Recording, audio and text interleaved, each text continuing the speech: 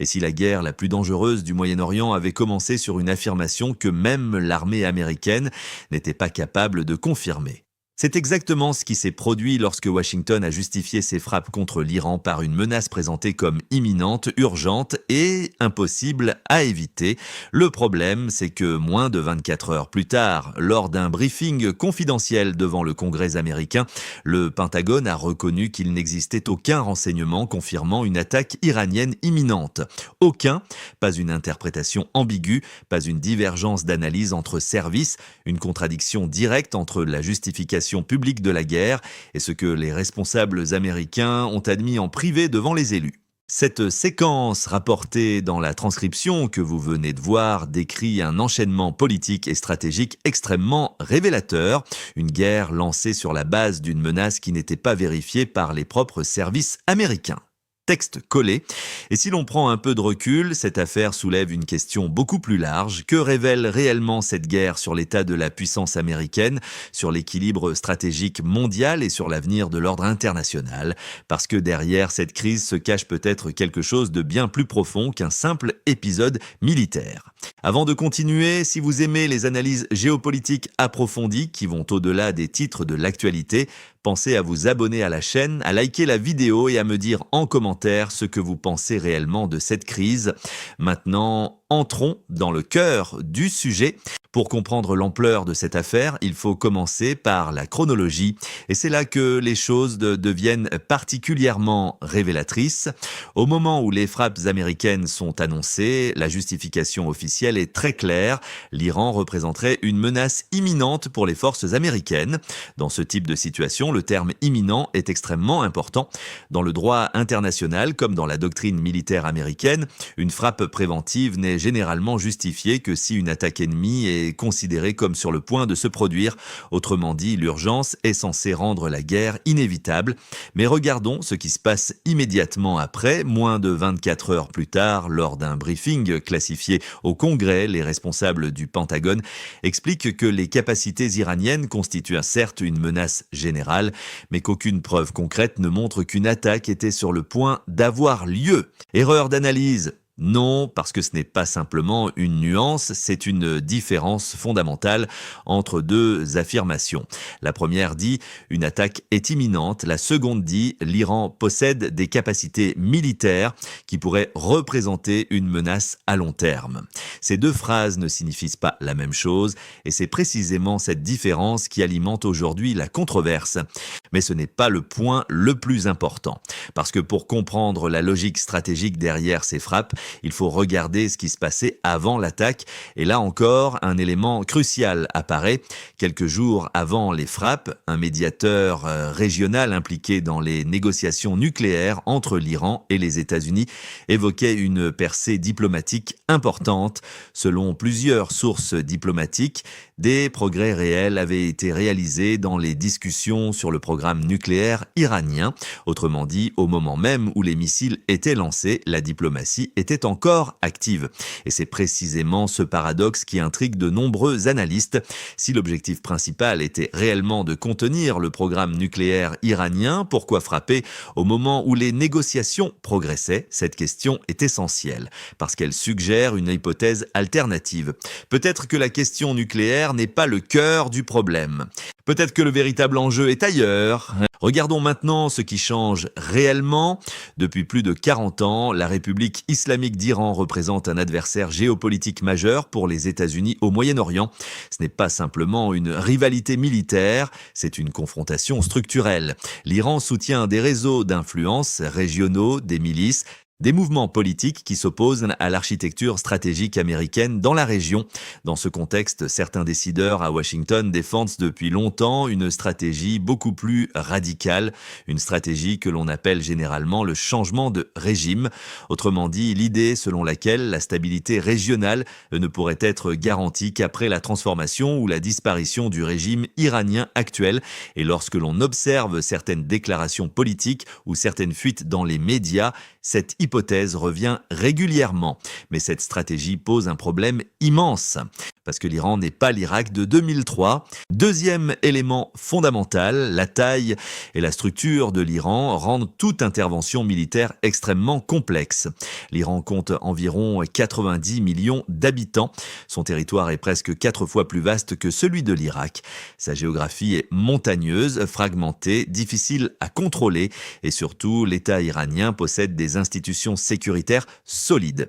Cela signifie qu'un scénario de changement de régime rapide, comparable à celui imaginé en Irak en 2003, serait beaucoup plus difficile à réaliser. Et c'est là que les précédents historiques deviennent instructifs, l'Irak, la Libye.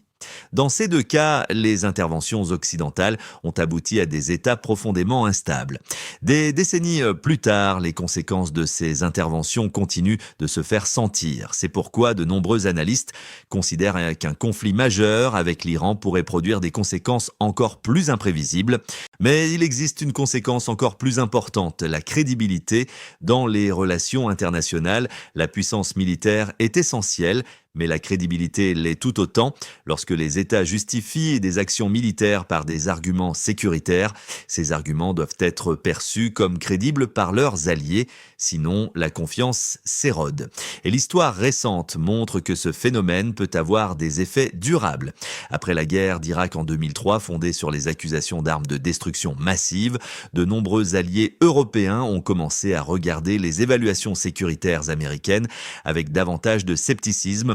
Cette méfiance ne disparaît pas rapidement, elle s'installe progressivement dans les relations diplomatiques et dans le cas présent, la rapidité avec laquelle la contradiction est apparue rend la situation encore plus sensible, parce que la remise en question intervient presque immédiatement. Mais la géopolitique ne s'arrête jamais à la politique, elle touche également l'économie mondiale. Un conflit majeur au Moyen-Orient a un impact direct sur plusieurs domaines essentiels, l'énergie, les marchés financiers, les alliances stratégiques. L'Iran est situé au cœur d'une région par laquelle transite une part considérable des flux énergétiques mondiaux. Toute escalade militaire augmente donc immédiatement la prime de risque sur les marchés pétroliers. Mais au-delà de cet impact immédiat, il existe aussi un effet plus structurel, la confiance. Si certains États commencent à douter de la fiabilité diplomatique américaine, ils peuvent être tentés de diversifier leurs alliances, leurs partenariats économiques et même leur système monétaire. Ce processus est déjà en cours dans plusieurs régions du monde et chaque crise de crédibilité accélère cette dynamique. Et c'est peut-être la véritable clé de lecture de cette crise. Depuis la fin de la guerre froide, le système international a été largement dominé par la puissance américaine. Mais depuis une dizaine d'années, cette situation évolue. La Chine s'impose comme une puissance économique et militaire majeure. La Russie reste un acteur stratégique central. Les puissances régionales comme l'Inde, la Turquie ou l'Arabie saoudite cherchent à affirmer davantage leur autonomie. Dans ce contexte, chaque crise internationale devient un test de leadership, un test de crédibilité et parfois même un test de stabilité pour l'ordre international lui-même. Alors que faut-il réellement retenir de cette affaire ? Si l'on prend un peu de recul, 3 éléments ressortent avec une clarté remarquable. Et chacun d'entre eux dépasse largement le simple cadre d'un conflit militaire au Moyen-Orient. Premièrement, la vitesse avec laquelle la justification initiale de la guerre a été remise en question. Dans l'histoire contemporaine, les mensonges de guerre finissent presque toujours par apparaître, mais ils apparaissent généralement des années plus tard. Ce fut le cas au Vietnam, ce fut le cas en Irak en 2003 avec la question des armes de destruction massive.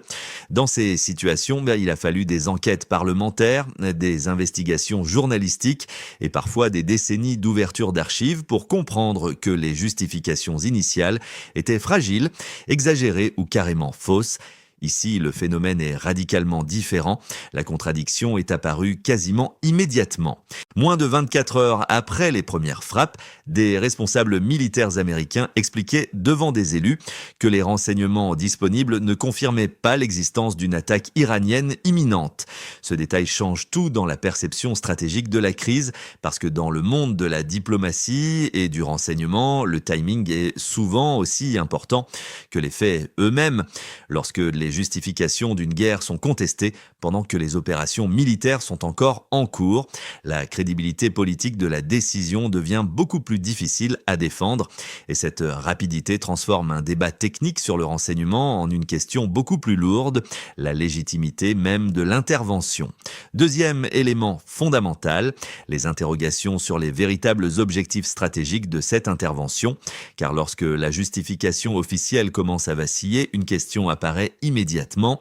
Si la raison invoquée ne tient pas, alors quelle était la véritable motivation ? Plusieurs hypothèses circulent dans les milieux stratégiques. Certains analystes estiment que l'objectif principal pourrait être de restaurer une forme de dissuasion régionale, notamment face au réseau d'influence iranien présent en Irak, en Syrie, au Liban ou au Yémen. D'autres pensent que l'opération vise surtout à affaiblir durablement les capacités militaires iraniennes, notamment dans le domaine des missiles et des drones. Mais une troisième hypothèse, plus controversée, revient régulièrement dans les débats stratégiques américains, celle d'une pression visant à provoquer une transformation politique interne du régime iranien, autrement dit une stratégie indirecte de changement de régime. Le problème, c'est que l'histoire récente du Moyen-Orient montre que ce type d'objectif est extraordinairement difficile à atteindre par la force. Les exemples de l'Irak et de la Libye sont souvent cités dans ce contexte. Dans les deux cas, l'intervention militaire a effectivement renversé les régimes en place. Mais elle a également ouvert des périodes d'instabilité extrêmement longues, avec des conséquences régionales et internationales encore visibles aujourd'hui. Et c'est précisément pour cette raison que la question stratégique centrale reste ouverte. Quelle est la stratégie de sortie ? Car lancer une guerre est une décision politique. Mais savoir comment elle se termine est une question stratégique beaucoup plus complexe.